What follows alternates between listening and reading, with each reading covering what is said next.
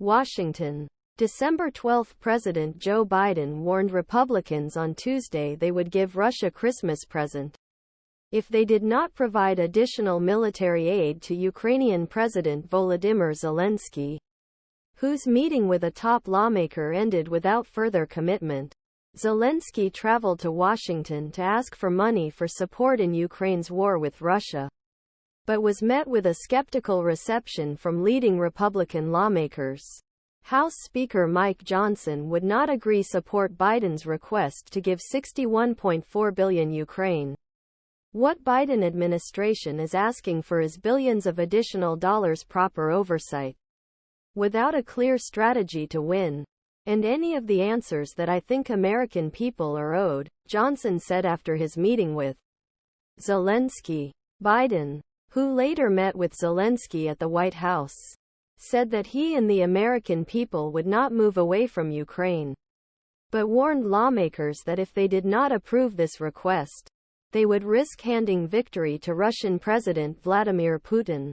Putin is counting on the United States not being able to deliver to Ukraine, he said at a press conference with the Ukrainian leader. We have to prove him wrong. Earlier in Oval Office, Biden told Zelensky, "Well, stay with you," and said Congress should pass legislation approving the aid before we give Putin biggest Christmas gift they can give. Zelensky stated that Ukraine is making progress towards being self-sufficient and less dependent on aid, and emphasized that his country's success against Russia also affects other European countries.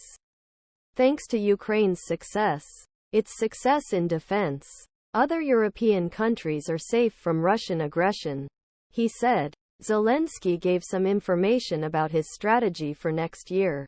We aim to win this air war in 2024 by crushing Russia's air dominance, Zelensky said. He rejected any call to cede Ukrainian territory to Russia. How can Ukraine give up its territory? This is crazy. To be honest, we have people there. We have families there. Immigration debate as we enter a winter in which tens of thousands of Ukrainians have a widening budget deficit and Russia is advancing in the east. Zelensky is asking Washington to provide much-needed support, wearing a black shirt and olive green trousers. Zelensky was greeted sustained applause in Congress as he entered a closed-door meeting with U.S. senators.